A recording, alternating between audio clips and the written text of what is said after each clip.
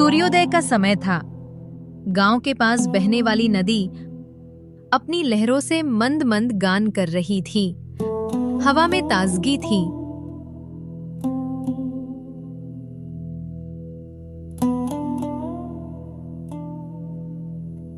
पास ही एक साधु कई दिनों से तपस्या कर रहे थे। उनके तन पर केवल गेरुए वस्त्र थे। मुख पर तेज था और आंखें राम नाम में डूबी थीं।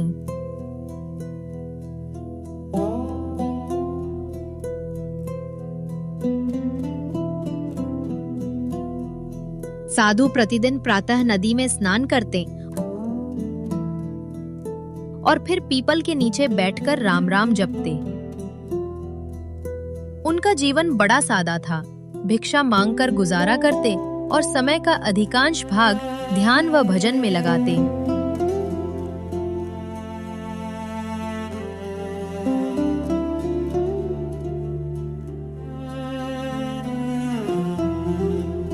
गांव की स्त्रियां और कन्याएं भी नदी में स्नान करने आती। वे साधु को देखकर हमेशा आदर से प्रणाम करती और साधु बदले में आशीर्वाद देते। राम तुम्हारी रक्षा करें।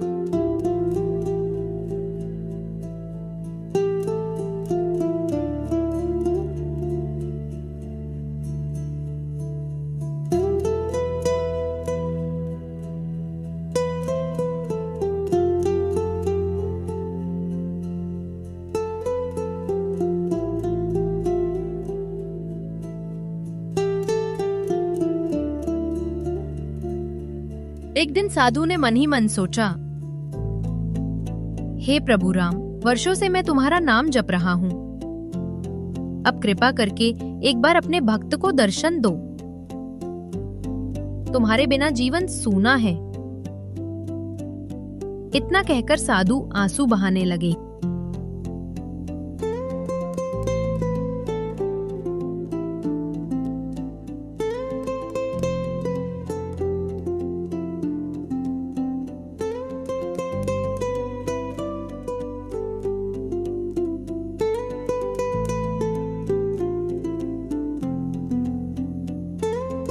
उसी समय कुछ कन्याएं नदी में स्नान करने आईं।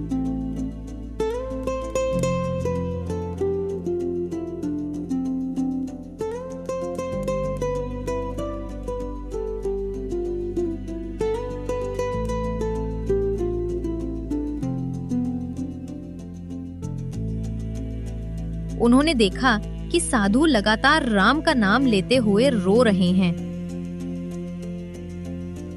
जिज्ञासा से उन्होंने पूछा, बाबा आप रो क्यों रहे हैं? क्या आपको कोई कष्ट है? साधु ने कहा, बेटियों, कोई कष्ट नहीं, बस अपने प्रभु राम के दर्शन की आकांक्षा है। कन्याएं भावुक हो गईं और बोली, बाबा इतना तप करते हैं, अवश्य ही प्रभु आपको दर्शन देंगे।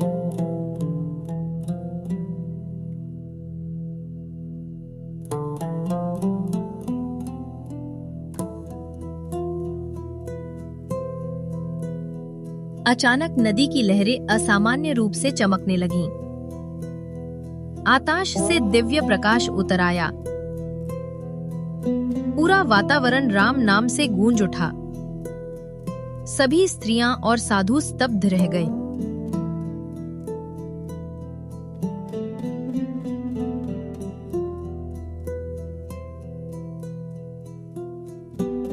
उस प्रकाश में स्वयं भगवान श्री राम प्रकट हुए।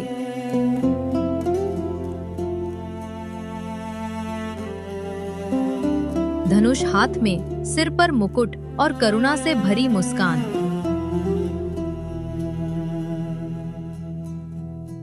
उनके साथ माता सीता और लक्ष्मण भी थे। साधु भाव विह्वल होकर भूमि पर गिर पड़ा। प्रभु, आपके दर्शन ने मेरे जीवन को सफल बना दिया। गांव की कन्याएं भी फोल्डेड हैंड्स के साथ खड़ी हो गईं।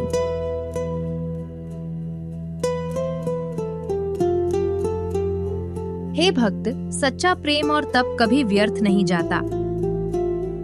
जो मनुष्य निस्वार्थ भाव से भक्ति करता है उसे अंततः भगवान के दर्शन अवश्य होते हैं।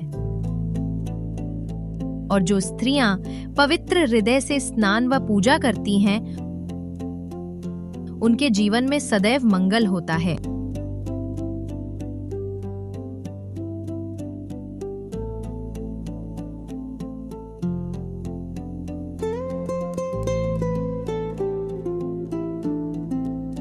गांव वालों को जब ये समाचार मिला कि साधु को प्रभु राम के दर्शन हुए हैं, तो सभी लोग नदी तट पर आए। उन्होंने दीप जलाए, आरती गाई और साधु को प्रणाम किया।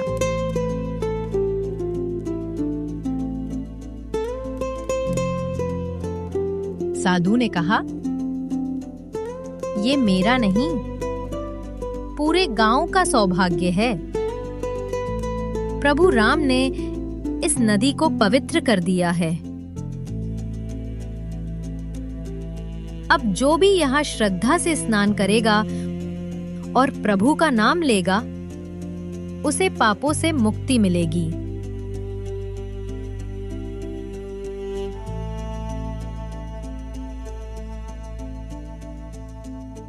उस दिन से नदी रामतीर्थ नाम से प्रसिद्ध हो गई।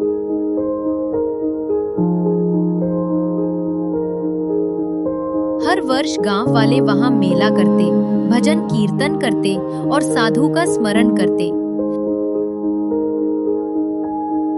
साधु अंत तक वहीं रहकर राम नाम जपते रहे और सबको यही उपदेश देते रहे।